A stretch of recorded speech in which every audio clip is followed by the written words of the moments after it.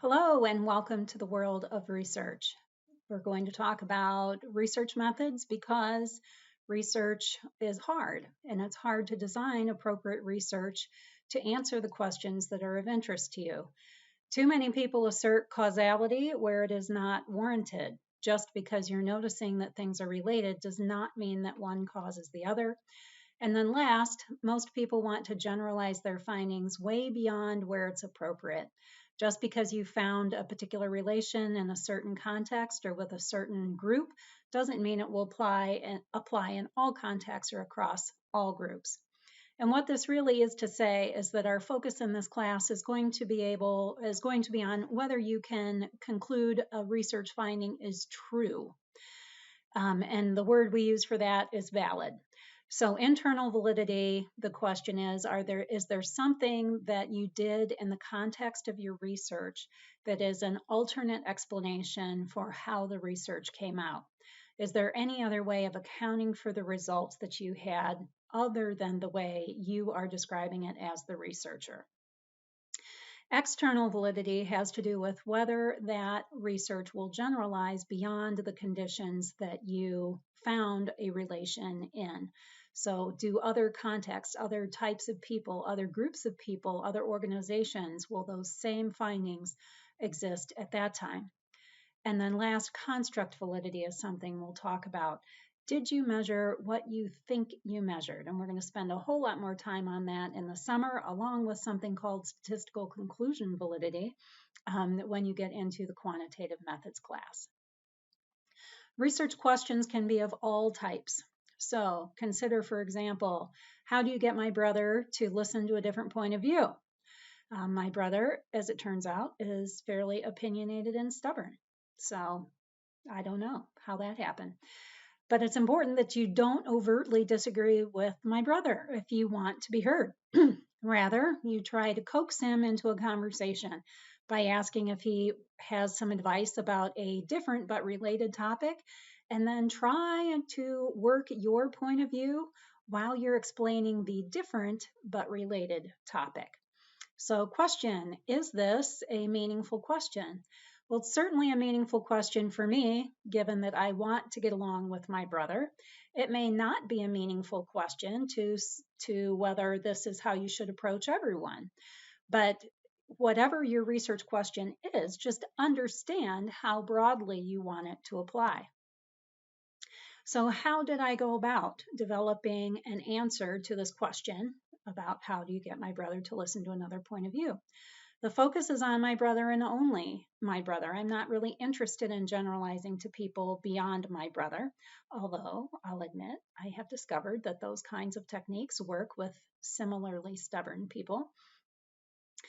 I learned persuasion techniques as an adult in order to understand how to get people to listen to a different point of view as well. And I practiced different of those techniques on my brother. So it was over time. Across a bunch of conditions, different kinds of things he might have an opinion about, different contexts. Is he at a family gathering? Is he relaxed? Is he not? How do you try and get to him that way? So as I've experimented and practiced over time of trying different things, I have found an approach that works.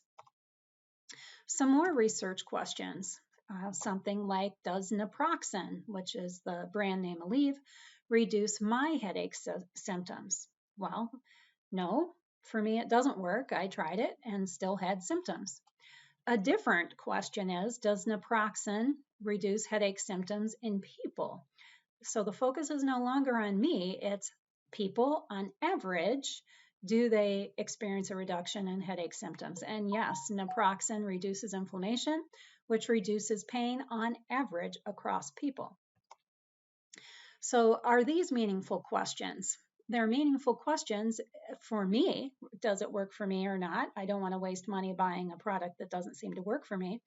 And then question B would be appropriate for the FDA. Does it work on average for most people? Should we license it to be sold as a pain medication? Absolutely relevant. So whether the focus is on me or the average across people is a difference in generalization. in the case for me, my focus was on my experience with the medication one time versus many people evaluating their level of inflammation and pain within clinical trials over time, so that the focus and the way the research is conducted is quite different. So another question you might be hearing, I have a son in college, is getting a bachelor's degree worth it? So one answer is yes, high-paying jobs tend to require a bachelor degree. Another question or another response is yes, on average, people who have a bachelor degree earn more over their lifetimes. Another potential answer is no, I can make more money bartending. Are these meaningful? So is getting a bachelor's degree worth it? Is that a meaningful question? Sure it is. We want to know that as institutions, we're delivering something that's of value.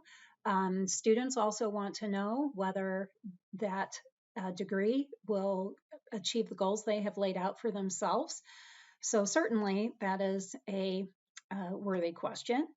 Are any of these answers wrong? How can we say yes and how can we say no? Well, the answer is depending on where your focus for an answer is. So, do all high paying jobs require a bachelor degree? No, of course not. They don't. But on average, in general, right, generalizing across higher level jobs, they will require a bachelor degree. Does education cause people to earn more? Right? Think very carefully. Are we asserting a causal relation here? We are not, right? You can make an argument that as you learn more and more, you may gain more valuable skills that are then worth more, but education alone does not cause people to earn more, all right?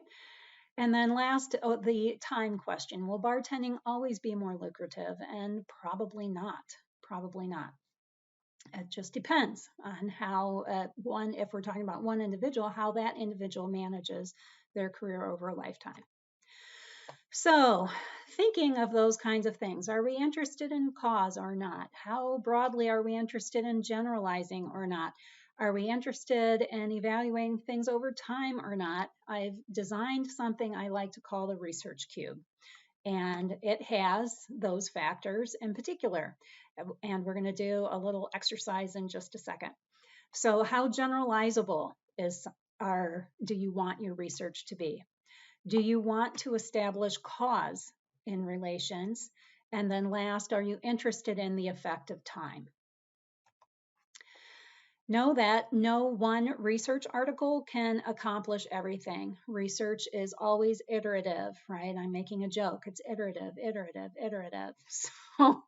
So we have to do a lot of different research articles in many different contexts over time, and that is how, for sure, in the social sciences, we march toward cause. Health sciences and some of the hard sciences have an advantage because they can design conclusive experiments the first time sometimes.